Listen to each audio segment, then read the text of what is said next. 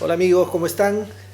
Aquí les saluda su amigo Pepe Ortega. Voy a presentarles hoy día un video bien interesante, bien rápido también, así que les aviso que se ajusten los cinturones y que puedan de pronto repetirlo, verlo, porque de lo que se trata es de los diversos agentes en la industria musical y cómo se relacionan estos con la propiedad intelectual, es decir, con el derecho de autor, los derechos conexos de productor fonográfico, los derechos de los intérpretes. No voy a explicar cada uno de ellos porque lo voy a explicar en detalle, los voy a mencionar, voy a hacer una introducción al tema y pronto voy a seguir subiendo más contenidos referentes a derecho de autor, derechos conexos, derechos de los intérpretes, las específicas leyes en el Perú y en el ámbito internacional. Ok, así que los dejo con este video que trata con la propiedad intelectual en la industria musical. Espero que lo disfruten, escríbanme y suscríbanse al canal. No se olviden de suscribirse. Ok, ya nos vemos. Bueno, vamos a ver en esta presentación entonces lo que les he venido comentando acerca de la propiedad intelectual en la industria musical. Esto va a ser algo bastante veloz, por eso he puesto ahí un velocímetro. No voy a explicar en detalle cada uno de los componentes o de los agentes de la industria, simplemente voy a mencionarlos y luego vamos a hacer videos para cada uno de ellos. Empezamos, ¿ok? En la industria musical tenemos varios agentes, como ustedes pueden ver en este gráfico. Tenemos el autor o compositor, luego tenemos al productor fonográfico y tenemos también al intérprete y ejecutante. Entonces, basado en esos tres elementos o tres agentes de la industria, vamos a ir comentando un poco los derechos de propiedad intelectual de cada uno de ellos. Ok, entonces arrancamos. Vamos primeramente con el autor y compositor. Es la parte más importante, en realidad, para iniciar el tema de la industria. Obviamente que una obra, ya desde el momento que existe, está protegida por ley. Sin embargo, se espera una explotación posterior de esta obra, una explotación comercial, para lo cual va a ser necesario después que se grabe, ¿no es cierto? Entonces esta grabación ya tiene otro tratamiento al que vamos a ir luego, pero es el compositor el que inicia toda la cadena de valor en la industria musical. El autor o compositor es el titular de derecho, es el nombre legal con el que se conoce al autor y compositor, y lo que él produce son obras. Hay que acordarnos siempre cuando hablamos de derecho de autor, cuando hablamos de autores y compositores nos referimos a obras. Luego vamos a ver que hay un término diferente para el caso del productor fonográfico. Para el caso del autor tratamos con obras. El autor ya tiene derechos que protegen sus obras y cuando entra a la industria, obviamente con sus obras, entra para esperando y procurando una explotación comercial de estas obras. Y entonces tiene que ver por sus derechos autorales. Normalmente los autores se agrupan o se inscriben en una sociedad de gestión colectiva. Es lo que normalmente existe en la mayoría de países. Una sociedad de gestión colectiva es una organización sin fines de lucro, es una organización privada, no es estatal, que recibe su autorización de parte del Estado para operar. ¿Cómo opera? En representación de todos sus asociados. ¿Por qué? Porque sería prácticamente imposible, cada vez es menos imposible, dicho sea de paso, pero sería muy difícil que un canal le pueda pagar a todos los autores de toda la música que usa, ¿no? O una radio, o en un evento, quizás en un evento, en un concierto sea diferente. Se podría pagar, pero igualmente sería muy engorroso. Entonces, para evitar ese problema logístico es que todos los autores se inscriben, o la gran mayoría de autores se inscriben en una sociedad de gestión colectiva, se hacen asociados y esta sociedad efectúa cobros a los usuarios de música y luego, basado en mecanismos de distribución, reparte ese dinero a cada uno de los titulares del derecho. ¿Ok? Entonces vemos de que la primera relación con el derecho de autor de un compositor y de un autor es a través de la gestión colectiva. Igualmente, también maneja cierta licencia. Voy a regresar un poquito al gráfico anterior, porque quiero hablar un poquito más acerca de la gestión colectiva. ¿Qué es lo que cobra la gestión colectiva? Cobra la comunicación pública, básicamente. La comunicación pública tanto en eventos, en conciertos, como en radio, en televisión también. También hace ciertas cobranzas especiales cuando los autores le ceden ciertos derechos que no necesariamente administran estas entidades, pero que si desean cederle, por ejemplo, si usted desea cederle a la sociedad de gestión colectiva, en este caso en el Perú, Updike, usted le quiere ceder el derecho, por ejemplo, de que ellos lo representen en el caso de sincronizaciones. Entonces le hace un contrato especial y le da esa autorización, ¿no? Hay algunos casos, por ejemplo, para las regalías fonomecánicas, ¿no? Esto era lo que me faltaba. Antes, cuando se vendían discos, entonces pues se pagaban derechos de autor por toda la fabricación, por todo esto. Entonces ahí se trataba de regalías fonomecánicas que ahora ya prácticamente no existen, se vende muy poco material físico. Pero en el caso de que existieran, las sociedades de gestión colectiva pueden cobrar también ese tipo de derechos. ¿Ok? Entonces, eso es referente al derecho de autor en relación con las sociedades de gestión colectiva. En el caso de Perú, se trata de Updike. ¿Qué más? El autor también puede entrar a administrar él mismo ciertas licencias especiales, licencias de uso, ¿no?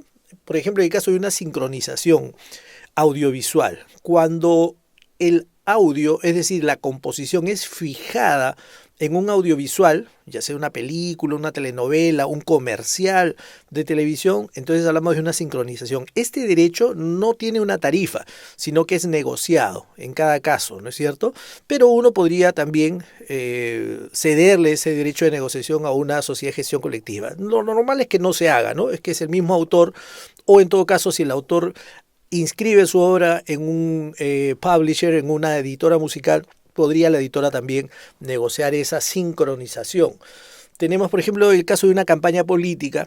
Si un determinado político quiere usar una canción, entonces necesita una licencia especial, ¿no? Porque la canción no fue creada necesariamente para un fin político, pero si quiere usarla, entonces va a tenerle que pagar al autor y negociará con el autor. Si el autor quiere, no le cobra nada. Si quiere, le cobra 100 soles, o si quiere, le cobra 1.000.000 de soles o 1.000.000 de dólares. Eso depende, y dependerá del político también, si es que está dispuesto a pagar lo que le pide. Pero no existe una tarifa ni una ley que pueda decir esto es caro o barato, ¿no? Eso es algo completamente subjetivo. Asociaciones de marca también, ¿no? Hace tiempo me acuerdo que había un comercial donde se usaba, y no solo en el comercial, sino en los eventos, se usaba una marca de crema de afeitar o de productos de afeitar, se usaba una canción de Police. Esa marca seguramente ha pagado bastante dinero para los autores y para los intérpretes de esa canción, ¿no? Ok, entonces referente al autor también podemos ver de que él podría firmar la representación de sus derechos autorales en cierta parte o para cierto tipo de licencias con entidades particulares. Estas empresas se llaman editoras musicales o publisher. Y a este tipo de negocio se conoce como el publishing, ¿no? Entonces, por ejemplo, en el caso de todos los usos de música comercial, por lo general los artistas conocidos que pertenecen a disqueras grandes ya trabajan con editoras musicales o publishers de la propia disquera. Por ejemplo, Universal tiene Universal Publishing.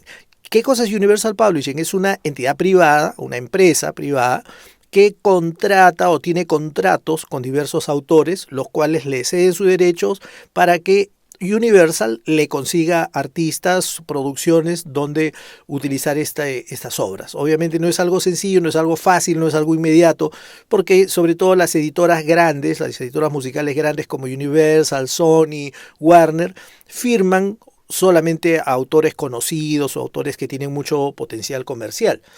Pero también existen otro tipo, hoy en día, de empresas que trabajan en el ámbito de Internet. A estas empresas, que básicamente lo que hacen es comercializar fonogramas, no necesariamente obras, pero fonogramas, colocarlos en las tiendas y en las plataformas de audio, por ejemplo Spotify, iTunes, Deezer. Entonces, estos mismos agregadores recientemente están empezando también a cobrar por encargo. Cuando uno les encarga, están cobrando también derechos de autor, ¿no? Entonces uno puede encargar a TuneCore, puede encargar a CD Baby, que cobren también lo referente a tus derechos autorales, sobre todo cuando tú no estás asociado a ninguna empresa, a una disquera, a un publisher grande, o cuando no perteneces a una sociedad de gestión colectiva, podrías encargarle pues a TuneCore, a CD Baby que cobre tus derechos de autor. Entonces, recapitulando, en el caso del autor, tenemos que el autor se relaciona con las sociedades de gestión colectiva, que por lo general son una o dos o tres como máximo dentro del país. Para el cobro de la comunicación pública se relaciona con empresas, con editoras musicales para el tema del copyright, y también puede él negociar directamente o a través de terceros el uso o el otorgamiento de licencias especiales. El autor por lo general no vende música, no le pone un precio a sus canciones, sino lo que otorga son licencias de uso. Sigamos avanzando, hemos dicho que vamos a ir rápido. Entonces, ahora tenemos al segundo agente de la industria, que es el productor fonográfico. Una obra no puede ser explotada solamente si es que está en una partitura o existe pues en un demo, ¿no? Entonces, para que pueda ser comercializada se necesita una grabación profesional, se necesita un artista, un estudio de grabaciones, se necesita músicos. El dueño de esa grabación o de esa fijación, el dueño es conocido como productor fonográfico. No tiene nada que ver con el productor musical, que por lo general es un arreglista más bien, pero el productor fonográfico es el dueño de la grabación. Muchas veces creemos que el cantante o el artista es el dueño de la grabación, y no es así, no necesariamente.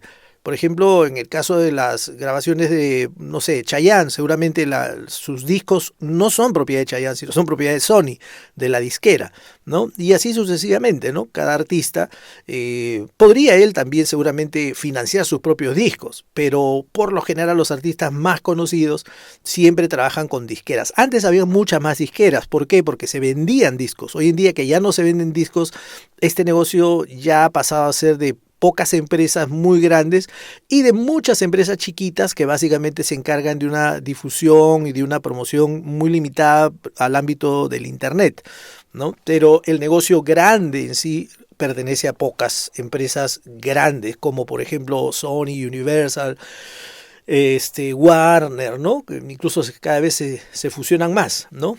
EMI. Bueno, pero también existen productores fonográficos independientes, ¿no? Si es que, por ejemplo, yo tengo una sala de grabaciones, entonces yo hago grabaciones y yo soy el dueño de esa grabación, entonces yo soy el productor fonográfico independiente en este caso. ¿Okay? El productor fonográfico, el dueño de una grabación, también tiene derechos. Estos derechos son parte de los llamados derechos conexos. ¿Okay? Entonces ya no son derechos de autor, sino son derechos conexos al derecho de autor. Y también los productores fonográficos se asocian en sociedades de gestión colectiva, por lo general una en cada país, ¿no? Que agrupa a todos. En el caso del Perú, la sociedad de gestión colectiva que agrupa a los productores fonográficos es Unimpro, ¿no? Unimpro que también cobra a los usuarios de los fonogramas.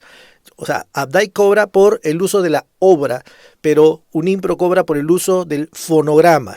A ver, ¿cuál es la diferencia? Por ejemplo, si alguien está usando una canción cantada por Luis Miguel, tiene que pagar por el uso de la canción al autor de la canción, pero también tiene que pagarle a la disquera de Luis Miguel y al propio Luis Miguel. Por lo general le va a pagar solo a la disquera y la disquera le pagará a Luis Miguel de lo que ha cobrado. Entonces, no solamente es el autor el que recibe derechos o regalías, sino también, ¿no? Otorga licencias la disquera, y la disquera le pagará, de acuerdo al contrato que tiene, le pagará también al artista. Si tú quieres usar mañana una propaganda, por ejemplo, en una propaganda quieres usar una canción de Police, entonces seguramente que tendrás que hacer un contrato con el autor de dicha canción del grupo Police, pero también tendrás que pagarle a la disquera del grupo Police por usar esa música. ¿Ok? Entonces, los productores fonográficos también se agrupan en sociedades de gestión colectiva, y en el caso del Perú es Unimpro. Unimpro tiene autorización para cobrar por el productor fonográfico y también por los intérpretes y ejecutantes. De lo que cobra, separa su parte y le da la otra parte a SonyM, que es la entidad que representa a los intérpretes ejecutantes para que ellos hagan su reparto. Ok, seguimos avanzando. Ahora nos vamos al tercer agente de la industria, que es en este caso el intérprete y ejecutante. Intérprete es el artista que interpreta la melodía, y si es una canción instrumental, pues la línea melódica, la melodía más importante, ese es conocido como intérprete. Y el ejecutante es el músico de acompañamiento. Por lo general en una grabación hay uno o dos intérpretes y muchos ejecutantes, porque son todo el resto de músicos. A menos que se trate de una orquesta, en la cual, bueno, en la orquesta todos serán considerados intérpretes, o uno, el cantante, será considerado intérprete y todos los demás ejecutantes. En el caso de los intérpretes y ejecutantes, lo que ellos registran y se protege ya no son los fonogramas, como es en el caso del productor fonográfico, ni tampoco las obras, que es en el caso de los compositores, sino lo que se registra y se protege son las interpretaciones musicales de estos intérpretes y ejecutantes. Muy bien, los intérpretes y ejecutantes también se agrupan en sociedades de gestión colectiva. En el caso del Perú, esta sociedad de gestión colectiva es SONIEM. SONIEM es quien representa, y donde tú inscribes tus interpretaciones musicales y luego se hace un reparto de acuerdo al uso y explotación que ha tenido, ¿no? Y también los artistas o intérpretes pueden asociarse en sindicatos, pero los sindicatos no ven derechos de autor, básicamente los sindicatos ven derechos laborales. Pero lo mencioné porque es una forma de agrupación también de los intérpretes y ejecutantes. Ok, entonces esto ha sido así a grandes rasgos, muy rápido, a mucha velocidad. Tú puedes ver el video muchas veces y repetirlo, ponerle pausa.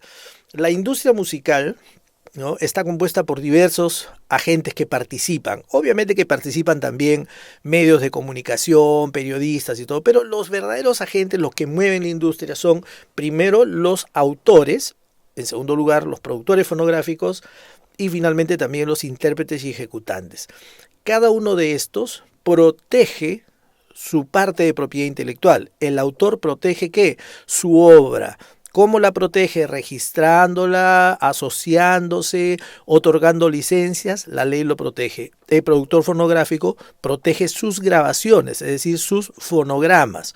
Ya no las obras, porque las obras ya están protegidas por los autores, sino protege que los fonogramas, es decir, las grabaciones. Entonces, cuando hay una explotación, no es un término malo, por si acaso explotación, me refiero a un uso por parte de usuarios, digamos un canal de televisión. Un canal de televisión tiene que pagarle a los productores fonográficos, que son dueños de las grabaciones, y también a los autores. Es así como funciona la propiedad intelectual. Y estos productores fonográficos separan su parte como dueños de grabaciones y le entregan su parte a los artistas. Poco a poco vamos a ir explicando un poquito más acerca ya del detalle de cada uno de estos, porque a veces surgen preguntas, ¿no? Cuando yo quiero utilizar una canción, ¿le tengo que pagar al cantante, por ejemplo, ¿no? Entonces esa pregunta yo la voy a resolver después, porque obviamente para adelantarme un poquito, al que tienes que pagarle tú es al titular del derecho, ¿no? O sea, pueda que el cantante sea el titular del derecho, pueda que no lo sea.